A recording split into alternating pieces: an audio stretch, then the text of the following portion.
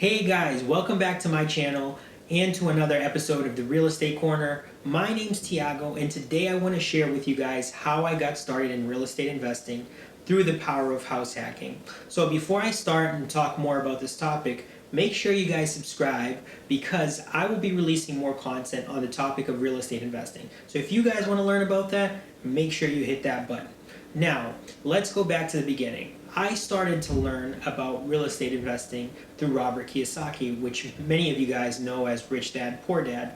Now, Robert Kiyosaki has tons of content in books about this topic. And once I learned about this, I went crazy and I started watching YouTube videos, reading books. And what got me was that one day I was scrolling through YouTube and I ran into a guy by the name of Grant Cardone. Now, you guys know Grant Cardone from his 10X sales book and his empire of real estate. Well, back in that day, he did have a good amount of real estate, not as much as now, but he spoke a lot about investing in multifamily real estate.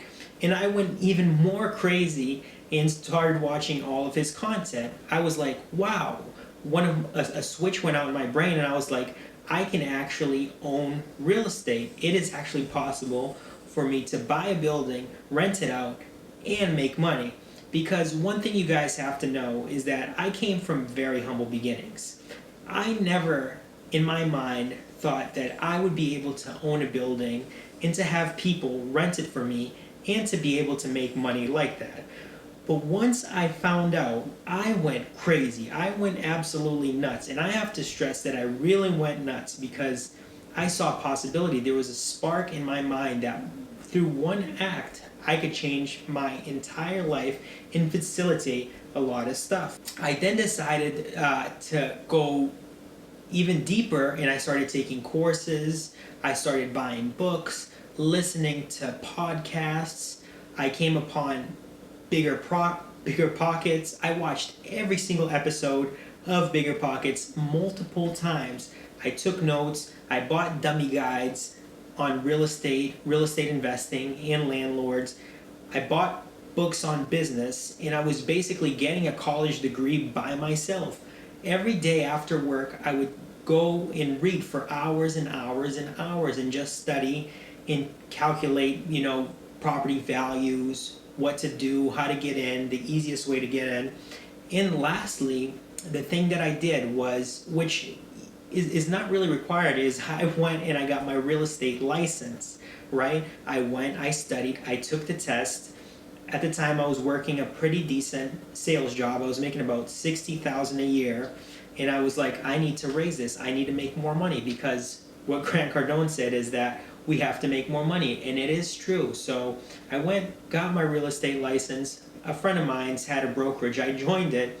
I didn't really make any sales that year that I joined the real estate brokerage, but I got a very good education on real estate. And from there, I was able to obtain my real estate property, which I own today.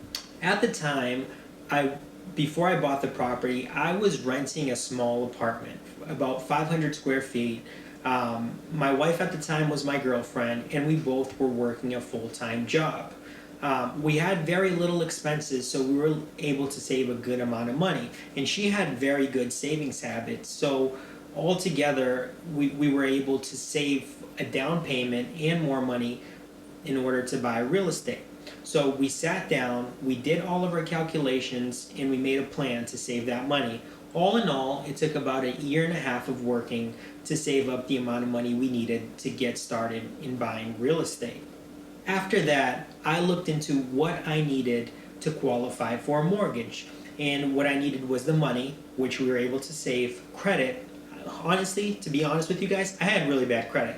I had to go to a credit repair place, and they were able to help me with my credit. And also, they were able to educate me, and now I know a lot more than I did about credit. And at that time, I raised my credit score all the way up to 740. I also had good employment. I had a pretty decent job. I've been there for a couple of years. It was a sales job, commission, so I really doubled down, sold more than I needed to, and made some pretty good money. And lastly was filing taxes. I had always filed my taxes every single year, doing it right. That way, when I was going to borrow, they could actually see that I had no issues with the IRS. And banks want to make sure that they're safe, that they're not taking on a lot of risks. That's why they do this. They have their own checklist. They want to make sure that everything is checked off, that when this person that comes in that doesn't have a relationship and is asking to borrow a tremendous amount of money is a responsible person and is able to pay the debt that they loan them. Now, to get started in real estate investing, you can get started in many ways. You can get started by buying a single family, by buying a condo, by buying a mobile home. You can get started by buying a multifamily such as a duplex, triplex, or quadruplex, or you can buy 5 units or more, which is considered commercial. You can also invest in retail space, but that's for another segment. So with me, I thought to myself, I want to get started in real estate with the best possible outcome. So I wanted to go big, but I also didn't want to spend a tremendous amount of money getting started. So with it being my first purchase, I was able to qualify for an FHA loan with only 3.5% down, and I was able to buy all the way up to a fourplex, which is amazing. I would be able to buy a building that to have 4 doors and to have 4 different tenants pay me money every month. Now, in order to use this FHA loan, I would need to occupy one of the units and have the other ones rented out. And I thought to myself, this is okay, because if the numbers work, I would technically not pay rent. I would technically be making money after I rented everything out. Now let's pause here. When you're buying a property for the first time, there are many things that you guys have to take into consideration. The things that you have to take into consideration are the down payment, right? What the bank requires for you to put down for the house. If the house is multifamily, usually after a 3-family, they require you to have some reserve funds, right? So a couple months worth of mortgage in case something happens to the house. You will also need to pay inspection costs, appraisal costs, and closing costs. So based on the state you live, all these things can be different. I would suggest you guys speak to a real estate agent and to your loan officer so that they can calculate these numbers for you guys. So again, my strategy was to buy the biggest possible piece of real estate that I could, which would either be a 3-family or a 4-family. When I was looking to buy this piece of real estate, the other thing that I was looking for was location. I wanted a location that was growing in price, a location that was in demand, a location that didn't have tremendous high crime, a location with a lot of schools, with good jobs, with hospitals, and a location that was affordable for me to buy.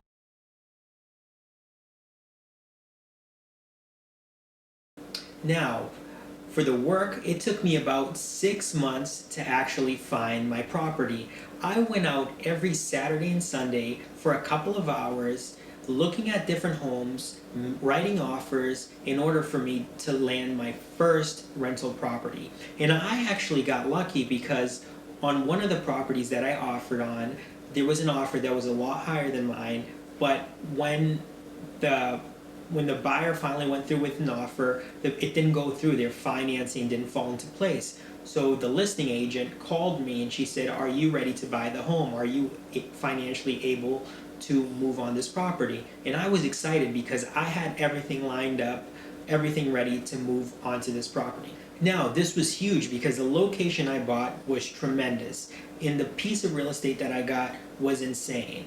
It was a 3-family with 1,600 square feet of living spaces on all units, 10,000 square foot lot, and it was relatively in good condition for the area that it was in. I just needed to do work inside of the units to update and then rent. Now let me talk a little bit about numbers. So I was able to move onto this property with only about $14,000 out of pockets, and that included down payment, reserves, closing costs, and the appraisal and inspection fees. I was able to negotiate a lot into this package.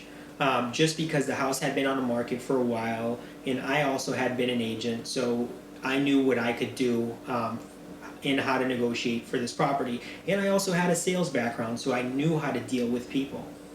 On top of this, I was also able to negotiate them doing the whole electrical system on all 3 units and some repairs to the house. Now, nothing good comes easy. There were a few hiccups. We had some tenant issues, and all in all, it took me about 3 months to close after I had submitted my offer on the property. Now, moving in, I had to really get my hands dirty. The tenants that were living in a place were not ideal, so I had to start off by evicting the first floor tenants. They were a hoarder, so we had a ton of things to take out of their apartment. We cleaned it up, we repaired the things that we needed to, we painted the whole entire apartment, we redid the floors, and we cleaned in the end. And both units were rented for $800 each. We were able to raise the rent for the bottom unit to $1,250 from the $800. So that was a bump in itself. After that, I then proceeded to evict the 3rd floor tenant. I went in the unit, did the same thing, left it really nice, and then proceeded to rent it for $1,400. For the property too, I ended up buying the property for $265,000, and the property was listed for about $250,000, so $15,000 over asking price. And my initial interest rate was 3.7%, which I recently refinanced to 2.75. So if you calculate everything, my mortgage is about $1,800 a month, and I cash flow about $2,600. All in all, I net about $800 every month after living for free. How crazy is that? And what blows my mind is that the apartment that I live in is 1,600 square feet. It has hardwood floors, high ceilings, tons of windows, and I renovated it just like I wanted to. Guys, I came from an apartment that was only 500 square feet. So look at the difference, almost 3 times bigger than what I was used to living in. Now, if you calculate all of the income that I make every month, it's about $10,000 after living for free in one of the units that I make per year. So I live for free, and that covers all of my utilities and any necessary repair or expense that I have. So all of the money that I'm making from my job and that my wife is making from her job, we're able to save that money. And that's huge, because not only am I able to live worried-free, I'm also able to live stress-free, and I can make plans on what I want to do for my future. Now, here's the fun part. Since then, the market rent has risen to $1,500, and that's what I'll be raising all of the units to. And that's what my cash flow will go to. This is a plan for 2022. Also, my place is not worth $250,000 anymore. It's worth about $500,000. So I doubled my net worth just by buying that property. And it's only about 3 years that I have owned this property. Now, if you guys ask me, what are my plans for the future?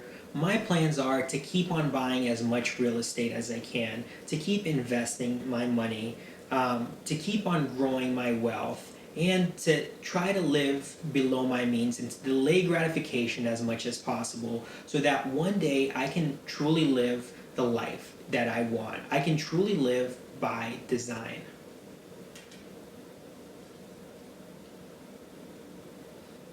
Now, this wasn't something that just happened overnight. This took about 1.5 years of planning, 1.5 years of hard work, 1.5 years of dedication, 1.5 years of studying, and 1.5 years of taking action. But yeah, guys, this has been an insane episode. Thank you guys for watching. Guys, do you have any questions for me? Are you trying to house hack? Are you trying to get into real estate investing? What are you guys trying to do in real estate? I want to know. Drop a comment down below. Hey guys, if you love this video, make sure that you hit the like button so that I can continue making more videos like this. Make sure you hit subscribe, because when I release videos, you guys will get notified. Also, make sure you hit the notification bell so you guys can get notified whenever I make those videos. It's been great. It's been real. Till next time.